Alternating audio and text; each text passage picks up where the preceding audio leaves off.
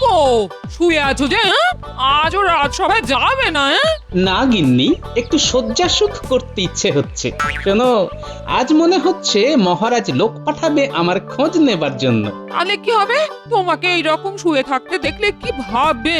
শোনো গিন্নি, আজ যদি মহারাজের লোক আসে তুমি বলে দেবে যে আমি নেই, তীর্থ করতে গেছি, ঠিক আছে? রাজসভার চাকরি থাকলে হয়। রাজসভা থেকে আমাকে কেউ হটাতে পারবে না, এই বিশ্বাস আমার আছে গিন্নি।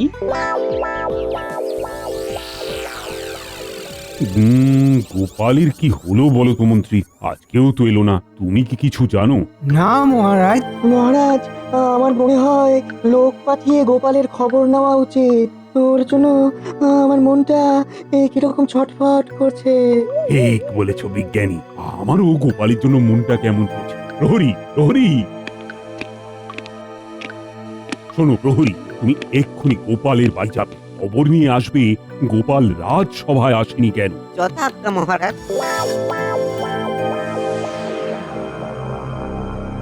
মন্ত্রী, অনেক দিন ধরে একটা ইচ্ছে মাথার মধ্যে কেবলই কামড়াচ্ছে। কি ইচ্ছে মহারাজ? কৃষ্ণনগর আক্রমণ করে মহারাজ কৃষ্ণচন্দ্রকে বন্দি বানিয়ে এই খাম্বাজ রাজ্যের ভৃত্য করে রাখতে। আর মন্ত্রীটাকে কি বানাবেন? ওই কৃষ্ণনগরের মন্ত্রীটাকে শুধু ব্যবহার করব, তারপর কাজ মিটে গেলে ছুঁড়ে ফেলে দেব। মহারাজ, একজনকে নিয়ে ভীষণ চিন্তা করার আছে মহারাজ। জানি জানি তুমি কার কথা বলবে, গোপালের কথা বলবে তো। এই ঠিক ধরেছেন মহারাজ, এই গোপালই হলো আমাদের এই ইচ্ছের অন্তরায়। কোনো উপায়ে গোপালকে রাজ্য ছাড়া করতে পারলেই আমাদের কাজটা সহজ হয়ে যাবে। ওই গোপালের বুদ্ধি হলো আমাদের একমাত্র অন্তরায়। কোনো কারণে গোপালকে যদি কৃষ্ণনগর ছাড়া করতে পারি তাহলে আমাদের কাজটা অনেক সহজ হয়ে যাবে। মন্ত্রী তুমি আপাতত একটা কাজ করো, বর্ধমান রাজার কাছে এই খবরটা দাও যে কৃষ্ণনগরের মহারাজ বর্ধমান রাজ্য দখল করবার পরিকল্পনা করছে। এই গুজবটা ছড়িয়ে দাও, তারপর দেখি কি করা যায়।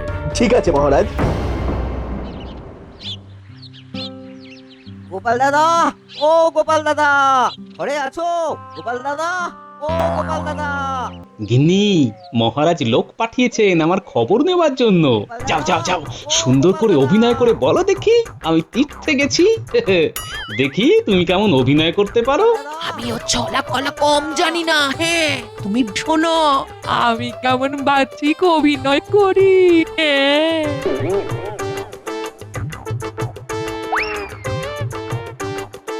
গোপাল দাদা, ও গোপাল দাদা, তুমি কি ঘরে আছো? এ ভাই, ও তুমি? প্রণাম গিন্নিমা। মহারাজ গোপাল দাদার খবর আনতে পাঠিয়েছেন। ভাই, তোমাদের গোপাল দাদা তো বাড়ি নেই গো, একটু তীর্থে গেছে। হ্যাঁ, কবে ফিরবে বলতে পারছি না। আসলে রাতে কোন এক দেবীর স্বপ্ন দেখে খুব ভয় পেয়ে গেছিল। হ্যাঁ, সকালে উঠে মুখে কিছু না দিয়েই চলে গেল। ঠিক আছে গিন্নিমা, ঠিক আছে, তবে আমি আসি। যাবে কি, দুপুর বেলায় গেরস্ত বাড়িতে এসেছো, একটু জল বাতাসে খেয়ে যাও। হ্যাঁ, ভেতরে এসো, ভেতরে এসো। বাহ বাহ গিন্নি বাহ, কি সুন্দর একটা গল্প ফাঁদলে, বাবা যায় না।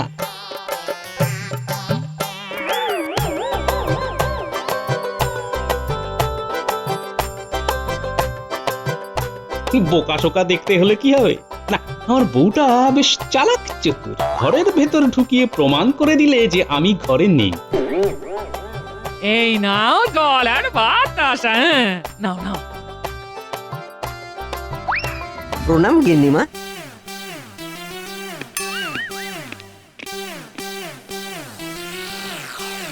বলো প্রহরী, গোপালের কি খবর পেলে? মহারাজ গোপাল দাদা তীর্থে গেছে। বাবা, কালে কালে কত কি হলো। গোপালও তীর্থে গেল। হরি, তুমি কি ঘরের ভিতর ঢুকে দেখেছিলে? আমি ঢুকবো কি, গিন্নিমা তো ঘরের ভেতর ঢুকিয়ে বসিয়ে বেশ আদর করে ঠান্ডা জল আর গুড়ের বাতাসা খাইয়ে তবে ছাড়লো। ঠিক আছে, খবর পাওয়া গেল যে গোপাল সুস্থ, এতেই আমি খুশি। গোপালের এই না বলে যাওয়াটা একদম সমর্থনযোগ্য নয়। বলে কয়ে যাবার মতো তো সময় পাওয়া যায়নি। তাতে কোনো এক দেবতার স্বপ্ন দেখে ভয় পেয়ে গিয়ে ওই সকালে কিছু মুখে না দিয়ে বেরিয়ে পড়েছে। গিন্নিমা তো তাই বললো। ব্যাস জানা হয়ে গেল। কি মন্ত্রী, তোমার জটিল মাথায় আর কিছু জানবার আছে নাকি? না মহারাজ, আর আমার জানার কিচ্ছু নেই। মহারাজ, একজন লোক আপনার সঙ্গে দেখা করতে চায়। এত রাতে কি দরকার? ঠিক আছে ঠিক আছে, পাঠিয়ে দাও।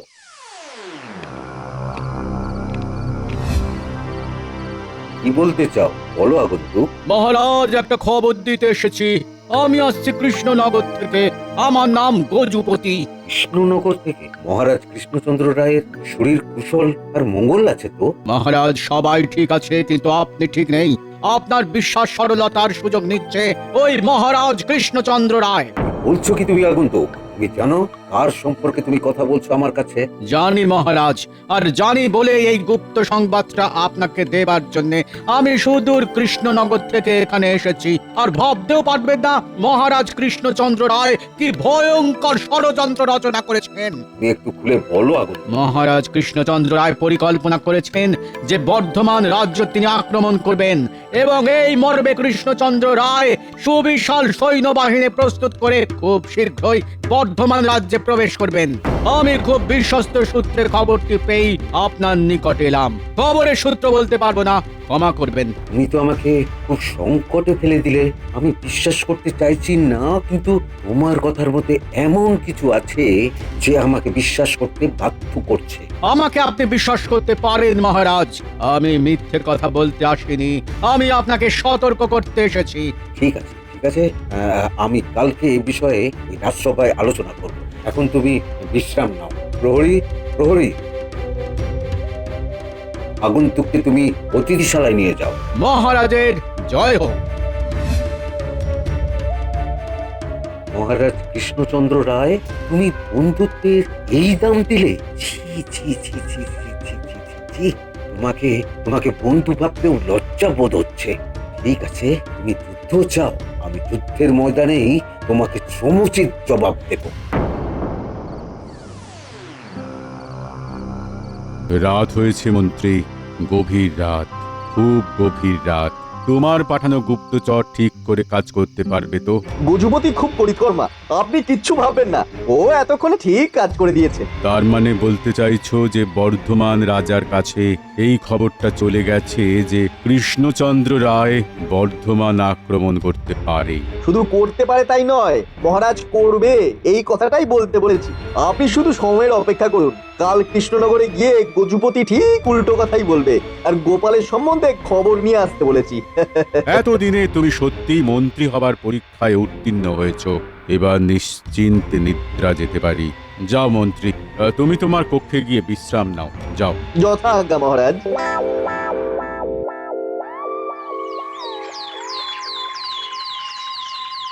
কি গো, আজকেও কি রাজসভায় যাবে না? কেন? এই যে তোমার কাছে রয়েছি, তোমার কি ভালো লাগছে না? না, তা নয়। কাল রাজসভায় যাব, আজ শুয়ে শুয়ে ভাববো যে কাল কি বলবো। মাথাটারও বিশ্রাম প্রয়োজন। যাও তুমি কাজে যাও, আমি আমার বরাদ্দ শয্যা সুখ উপভোগ করি। প্রণাম মহারাজ, আমি বর্ধমান থেকে আসছি একটা বিশেষ খবর দিতে। আমার নাম গজুপতি। কি বিশেষ খবর? মহারাজ, কৃষ্ণনগরের ওপর ভয়ানক বিপদ ঘনিয়ে আসছে, তাই আগাম সতর্ক করতে চলে এলাম। বিপদ? ওরে বাবা! মহারাজ, মহারাজ খুব মন দিয়ে শুনুন। বর্ধমানের মহারাজ এই কৃষ্ণনগর আক্রমণ করবার জন্য প্রস্তুত হচ্ছে। এ কি কি বলছো গজপতি? এটা তো অবিশ্বাস্য। বর্ধমানের মহারাজ তো আমার পরম মিত্র। মিত্রতা মিত্রতা শত্রুতাতে পরিণত হতে বেশি সময় লাগে না মহারাজ। চিরস্থায়ী বন্ধু বলে তো কিছু নেই। তুমি কোথা থেকে খবর পেলে আগন্তুক? খবরের উৎস তো বলা যাবে না মন্ত্রী মশাই, তার কারণ আমাকে আরো খবর জানতে হবে। যিনি আমাকে এই খবরটি দিয়েছেন তার নাম গোপন রাখতে বলেছেন। কি ভয়ঙ্কর আকান্তরে পড়লাম রে বাবা! সেনাপতি নেই, গোপাল নেই, কার সাথে আলোচনা করব? মহারাজ, আপনি চিন্তা করবেন না। এখন আমাদের কাজ হলো আমাদের সেনাকে যুদ্ধের জন্য তৈরি রাখা আর খবরের সত্যতা সম্পর্কে সঠিক তথ্য নেওয়া। এই কি বলেছো বিজ্ঞানী? হ্যাঁ, আমাদের সেনাদের সাহস আর বীরত্ব নিয়ে কোনো কথা হবে না মহারাজ। আমরা যদি সীমান্তে দাঁড়িয়ে হাঁচি, সেই হাঁচির দাপটে বর্তমান রাজ্য কেঁপে যাবে। হ্যাঁ, ঠিক বলেছো, ঠিক বলেছো। আগন্তুক, তুমি আমাদের অতিথিশালায় বিশ্রাম নাও। আমরা তোমার উপর খুব খুশি হয়েছি। প্রহরী, আগন্তুকে নিয়ে যাও। কি ভাবছেন মন্ত্রী মশাই? একটা সুযোগ এসেছে হাতে, সেই সুযোগটা কাজে লাগাতে হবে। সে সুযোগ? গোপালের অন্তর্ধান এবং বর্ধমান রাজার আক্রমণের হুমকি, এই দুটোকে মিলিয়ে দাও। আমি বুঝে গেছি, আমার মাথায় একটা দারুণ বুদ্ধি এসে গেছে। গোপালের এই তীর্থযাত্রা আর বর্ধমান রাজার হুমকি আমার মাথা খুলে দিয়েছে। কাল রাজসভায় দেখবে আমার খেলা। আর বলে দিলে ভালো হতো। না, তোমাদেরও তো চিন্তা শক্তি আছে। আজ রাত ভাবো, যদি না পারো তো কাল রাজসভায় শুনে নিও। এখন চললাম এক ঢিলে দুই পাখি।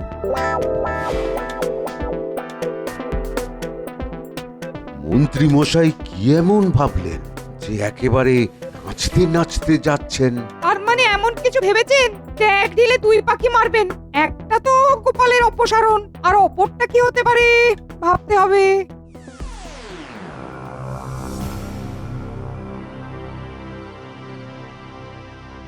কি গো, কাল কি রাজসভায় যাবে না কালো সজ্জাবিলাস চলবে? বাহ বাহ বাহ বাহ বাহ, ভালো বললে তো। শয্যাবিলাস না, আমার সাথে থাকতে থাকতে তোমার মাথাটাও বেশ খোলতাই হচ্ছে। না, কালকের দিনটা রাজসভায় যাব না, কিন্তু কেউ যদি এসে খবর নেয় তাহলে বলবে ওই আজই তীর্থ থেকে ফিরেছি, পথশ্রমে ক্লান্ত, ব্যাস তাহলেই হবে। এই 4 দিন তুমি কোনো কাজের কাজ করলে না, শুধু শুয়ে বসে কাটালে। হ্যাঁ, আর এই শুয়ে বসে থাকাটা একটা কাজ গিন্নি। তাতে তাতে তাতে মাথার জটগুলো খুলে যায়। আর গিন্নি, এই সময় এই তাজা কুড়মুড়ে মুড়ি আর আখের গুড়ের বাতাসা কাটিয়ে দিল সব হতাশা। মরণ।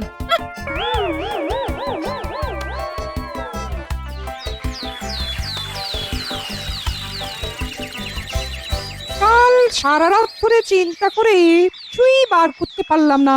দেখি মন্ত্রী মশাই কি বলেন। মহারাজ, আমি আজ এমন একটা কথা বলবো যেটা শুনে আপনি বিস্ময়ে হতবাক হয়ে যাবেন। কি কথা মন্ত্রী মশাই? আরে তাড়াতাড়ি বলো, তাড়াতাড়ি। আমি একটা বর্ধমান রাজার ধাক্কায় তো টলমল করছি। এবার যে কথাটা বলবো সেটা শুনে ধরাশায়ী হয়ে যাবে। মানে?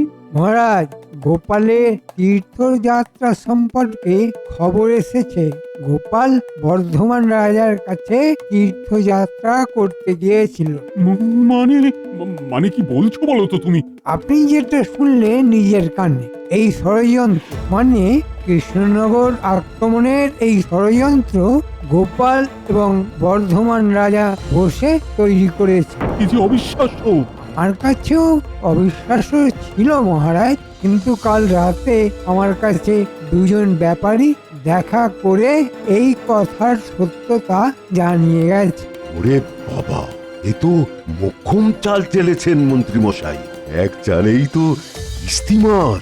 আপনি এক্ষুনি গোপালের বাড়ি লোক পাঠান মহারাজ। কিন্তু গোপাল তো বাড়ি নেই। কাজ তো হয়েই গেছে, এখন তো ফিরে আসতেও পারে। ঠিক আছে, তুমি ঠিকই বলেছ। প্রহরী, তুমি এক্ষুনি গোপালের বাড়ি যাও। গোপাল থাকলে নিয়ে এসো। বলবে মহারাজ জরুরি তলব করেছেন। যথাজ্ঞা মহারাজ।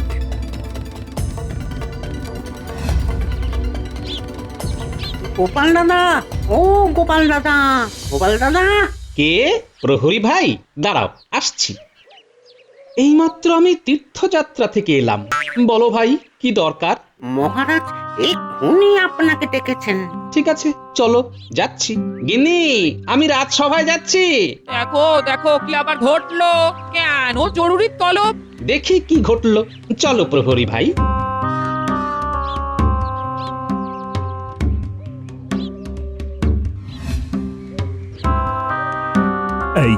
এই তো গোপাল এসে গেছে। প্রণাম মহারাজ, আজই এলাম, পথশ্রমে একটু ক্লান্ত। কোথায় তীর্থ করতে গিয়েছিলে গোপাল? মন্ত্রী, আমাকে জিজ্ঞেস করতে দাও। গোপাল, আমি বিশ্বস্ত সূত্রে জেনেছি যে তুমি বর্ধমান রাজার কাছে গিয়েছিলে এবং ষড়যন্ত্র করতে গিয়েছিলে। তুমি কিন্তু না বলতে পারবে না। বর্ধমান থেকে গজুপতি বলে এক সজ্জন এসে বলেছে যে বর্ধমানের রাজা কৃষ্ণনগর আক্রমণ করতে চায়। আমি ষড়যন্ত্র? কি বলছেন মহারাজ? তাহলে তোমাকে প্রমাণ দিতে হবে কোন দেবতার স্বপ্ন দেখে কোন দেবতার আশ্রয়ে তুমি পুজো দিতে গিয়েছিলে। এই রে, আমার অবর্তমানে মন্ত্রী নিশ্চয়ই কিছু চাল চেলেছে। আর তুমি চুপ কেন? এই মুহূর্তে চুপ থাকাই ভালো, কারণ আমি যদি বলি আমি ঘরে ছিলাম তাহলে মহারাজ বিশ্বাস করবে না। তোমার নীরবতাই আমার প্রশ্নের উত্তর দিয়ে দিয়েছে। তার মানে তুমি এই ভিন্ন ষড়যন্ত্রের সাথে যুক্ত। না না না না না না না, আমি আর তোমার মুখ দেখতে রাজি নই। তুমি আজ এই মুহূর্তে এই রাজ্য থেকে চলে যাবে। মহারাজ, আমার কি দোষ সেটাই তো বুঝলাম না। অভাগা জানিল না, বিচার হইয়া গেল। মহারাজ, আমি বুঝিয়ে বলছি, আপনি শান্ত থাকুন। নির্ঘাত সরল সাদা মহারাজকে কেউ কোনো মিথ্যে কথা বলে আমার প্রতি খেপিয়ে তুলেছে। শোনো গোপাল, বর্ধমান রাজা ঘোষণা করেছেন যে তারা কৃষ্ণনগর আক্রমণ করবে। একজন শুভানুধ্যায়ী এসে সেই খবর দিয়ে গেছে এবং আমার কাছে খবর আছে যে তুমি এই ষড়যন্ত্রে আছো। তুমি চলে যাও গোপাল। বেশ বেশ মহারাজ, আপনাদের যখন তাই ইচ্ছে আমি চলে যাব মহারাজ। কেউ চলে যায় ভালো থাকার জন্য, যেমন গোপাল, আর কেউ থেকে যায় ভালো করার জন্য, যেমন আমি। প্রণাম মহারাজ, আমি আসি। বেচারা গোপাল, ওকে মন্ত্রী ইচ্ছে করে ফাঁসিয়ে দিল। আমি এখন মুক্ত মহারাজ। এতদিনে আপদটা বিদে হল। ঝিনুকের মধ্যে যে বন্দি সে নাকি মুক্ত।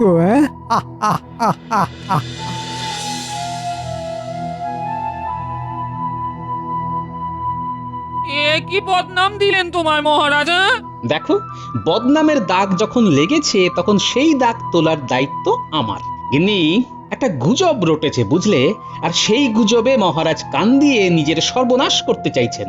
আমি এখন চললাম, তুমি এখানে থাকো, আমি ঠিক 3 দিন পর ফিরে আসব। সে কি, তোমাকে তো কৃষ্ণনগর থেকে তাড়িয়ে দিয়েছে?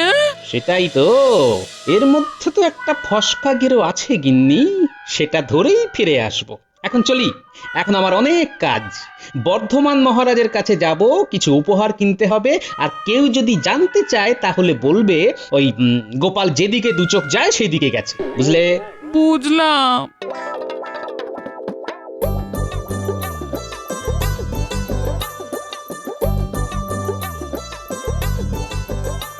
মহারাজ, কৃষ্ণনগর থেকে ওই গোপাল ভাঁড় এসেছেন, আপনার সাথে দেখা করতে চান। ঠিক আছে ঠিক আছে, পাঠিয়ে দাও। এসো গোপাল, এসো। তোমার হাতে ওই বিশাল থালাতে কি আছে? কি আর থাকতে পারে বলুন মহারাজ? মহারাজ কৃষ্ণচন্দ্র রায় আপনার জন্য কিছু উপহার পাঠিয়েছেন। সে কি? আচ্ছা, কৃষ্ণচন্দ্র রায় ওই জুতো মেরে গুরুদান করতেও পারেন নাকি? মহারাজ, আমাদের মহারাজের কাছে আপনার সম্পর্কে কেউ গুজব ছড়িয়ে গেছে যে আপনি কৃষ্ণনগর আক্রমণ করার জন্য সৈন্য প্রস্তুত করছেন। মহারাজের কাছে জেনেছি লোকটির নাম গজুপতি। সে কি? ওই নামে এক ব্যক্তি এসে তো আমার কাছে বলল যে কৃষ্ণনগর থেকে আসছে। আর আমাদের মহারাজের কাছে এসে সে বলেছে সে বর্ধমান থেকে আসছে। ব্যাপারটা বুঝেছেন মহারাজ? না না না, খুব ভুল হয়ে গেছে গোপাল, খুব ভুল হয়ে গেছে। এবার কি করা যায় বলো তো?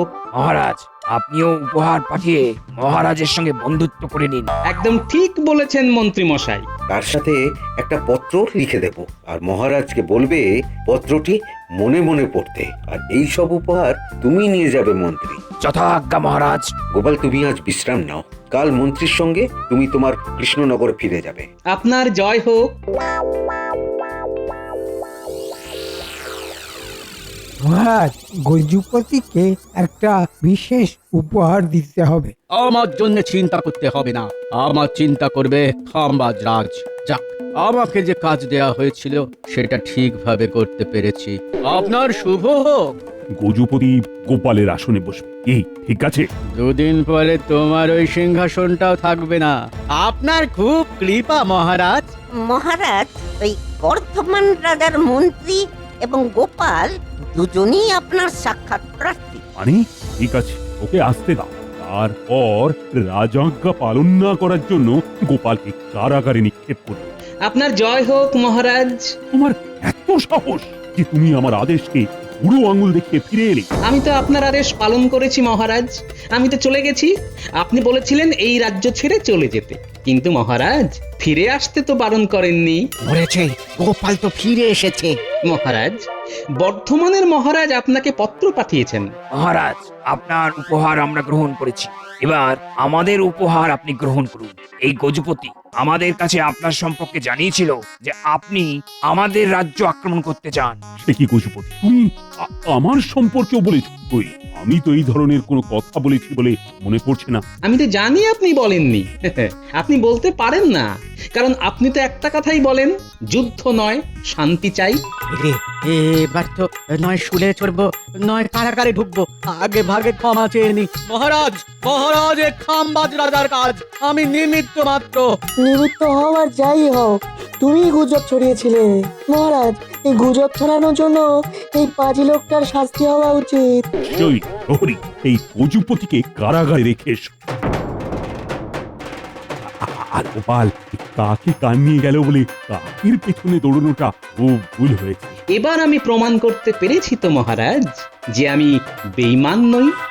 আমার দোষ ক্ষমা করো গোপাল। আমি জানি তুমি নিজেকে নির্দোষ প্রমাণ করতে নিজের দায়িত্বে উপহার কিনে বর্ধমান রাজার কাছে নিয়ে গেছো। এ আমার কর্তব্য মহারাজ। আজ আমি খুব খুশি। প্রণাম।